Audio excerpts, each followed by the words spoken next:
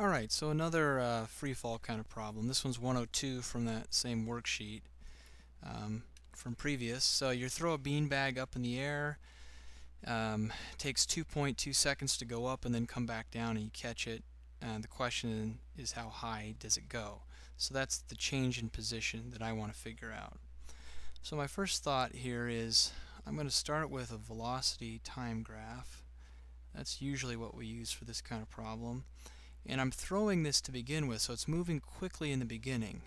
And it's moving upward, so I'm going to call anything moving upward positive, anything moving downward negative. So it's starting moving upward quickly and then it's slowing down. So it's going to slow down, slow down, slow down. When it gets to the top, it's not moving for a split second. That's right here. And then it's going to start moving down, and it's going to take the same amount of time to go down as it did to go up. So the total time is going to be 2.2 seconds, and gravity has then a chunk of time to slow it down, but then an equal chunk of time to speed it back up. So if I split this in half, that's the amount of time it takes to get to the top. So what I'm interested in here is, what is the area between this line and the axis, because that'll be the displacement or change in position of the beanbag. I don't know what its initial velocity here is, but I do know that the acceleration would be the acceleration of free fall on the Earth, negative 10 meters per second squared, or 9.8 if you want to be exact. So to find the area of this guy, I'm going to need to do 1/2 of the base times the height.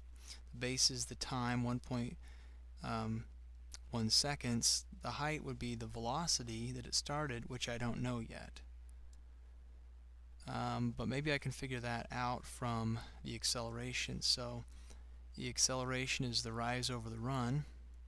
So change in velocity over change in time. Change in velocity when I do this would be, it looks like 11 meters a second. It's how much it goes down. So since it gets to 0 right then,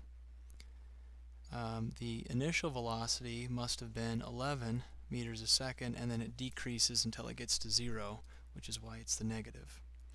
So V initial is 11 meters per second, which was actually part B. So I found part B first on this one.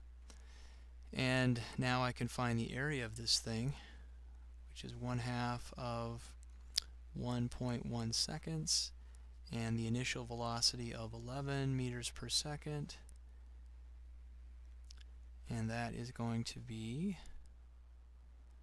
11 times 1.1 divided by 2. Looks like basically 6.1 with rounding meters, and area represents the displacement or change in position of this object. And that is pretty much how you do that.